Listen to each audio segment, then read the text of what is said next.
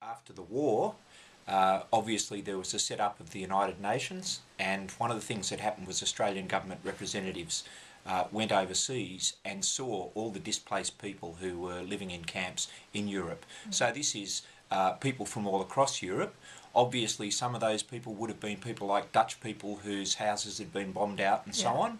But as well as that, there were people from places as far away as Lithuania, Estonia, Poland, who'd fled before the Russians.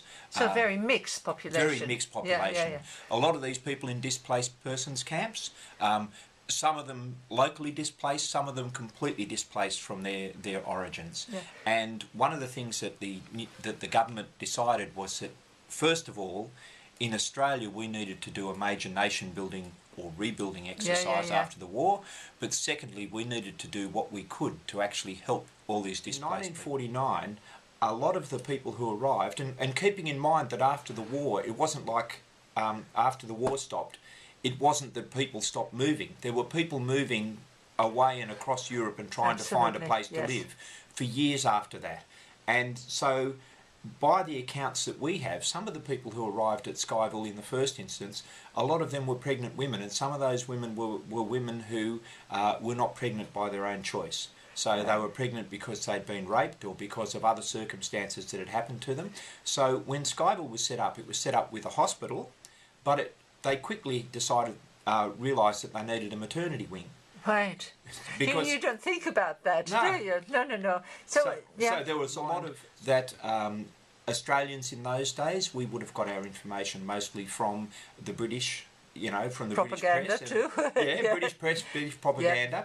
So we wouldn't have known where Croatia was. We wouldn't have known where Yugoslavia was, particularly. I mean, unless you had a particular interest in that, but it wasn't something that we would be well educated on. So I have been told that there were times where Croatians were put in the same place as people who would have fought on, I guess, more the Yugoslavian side. So people who'd fought on different sides in the war, and when the lights went out, there was a fair bit of another war. Upset. And the same thing, there were people who came to the camp who were German, and they were put into the camp at the same time as people who obviously didn't have a great deal of liking for people of German extraction. Scheyville, I mean, you spell it S-E-H. It's a very Dutch spelling. Any idea where it comes from? It comes from a man called William Schey. Now, William Schey was actually a minister for, I believe, the Minister for Labour in the New South Wales government, and in the late 19th century, early 20th century. So he was... The original thing about Scheyville, or the original settlement that was set up at Scheyville, was called the Casual Labour Farm. In the 1890s, we had probably the worst drought that Australia has ever experienced, and it also happened straight after rabbits had colonised everything. Oh, the famous rabbits, yes. Exactly. So that we had a really big rural depression. So lots of the rural workers were out of work. A lot of farmers broken out of work. So he set up this place as a place where families could come, they could live on this government land, and they could farm stuff, and they could actually get themselves back on their feet, and they could actually... So it's a huge government farm, cooperative almost. And it started out as being a cooperative or collective farm, and in some places they call it a collective farm, in which case it may well have been the first government-run collective farm in the world, way before Russia. But like other collective farms later, it wasn't a success because the collective farm was actually run by bureaucrats who were sitting in Sydney. It then got turned into the Dreadnought Farm. So the Dreadnought scheme was a scheme whereby boys were brought out from England to learn how to be to work on farms, to be agricultural farmers. Were these the famous orphans or not? No, they weren't. That was much later. So it was a parallel scheme, but unlike the Big Brother scheme and some of those orphan schemes, Dr. Barnardo's and so on, a lot of the time these boys were actually boys who had reasonable means. In the First World War, one of the things that happened was there was a lot of German ships in Sydney Harbour, and so they interned the people on those German ships because the fear was obviously that some of them might have been spies for the Germans or whatever, and they interned those people, and one of the places they interned them was at Scheyville. So at Scheyville they were still continuing to farm. Unfortunately, at this stage, we don't know a lot about the way in which those people were interned, as in we don't know whether, in fact, I don't think they were actually, you know, it wasn't like your classic... Behind bars of wire and so on. No. But Scheyville in those days was a long way from anywhere. Yeah. So it's quite likely that they actually were asked to help on the farm and work there and do things like that. Yeah.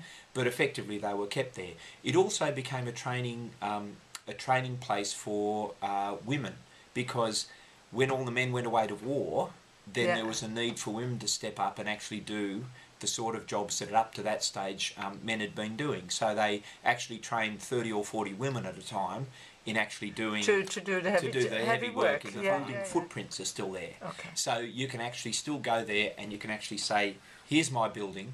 You can see where the building is. You can, on a lot of the building slabs, you can actually trace where the rooms were, because you can see the mark where the framing was and so on. Yeah. So it's quite regular that people will actually go there and they'll go, okay, I walk down this path, I turn left here, here's my building, I go along 4 doors, that's my room, that's where my bed was. Biggest migrant camp in Australia, but it is one of the larger ones. Yeah. And so, so I guess the thing is they often... And if they were there in 1953, for example, they met a bunch of other people who were there in 1953, but they may not have seen them since. So we're hoping to have a circumstance where we have a lot of photos of that people have given us of their time in Scheyville. So we'll be putting those photos up, and we'll be for people to come and see and have a look at. We're hoping people will bring their photos and their, I guess, some of the information that they have about when they were there, and they'll be bringing that along and sharing it with us. But if we've got the photos from 1953, then we're actually hoping that people who were there in 1953 will meet other people who were there in 1953. Sure. There's a bit of that. A lot of the significance is in fact the people themselves. Yeah. Will they be able to recognise it today? Oh yes, I'm sure they will. Yes, they will indeed.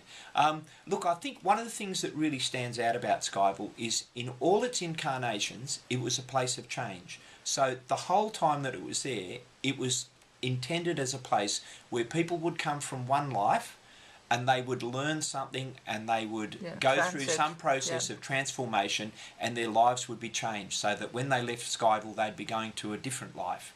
So that's something that all of the people who came to Scheyville had in common, and I think that's why it's such a significant thing in people's lives. It's not like a hotel. No.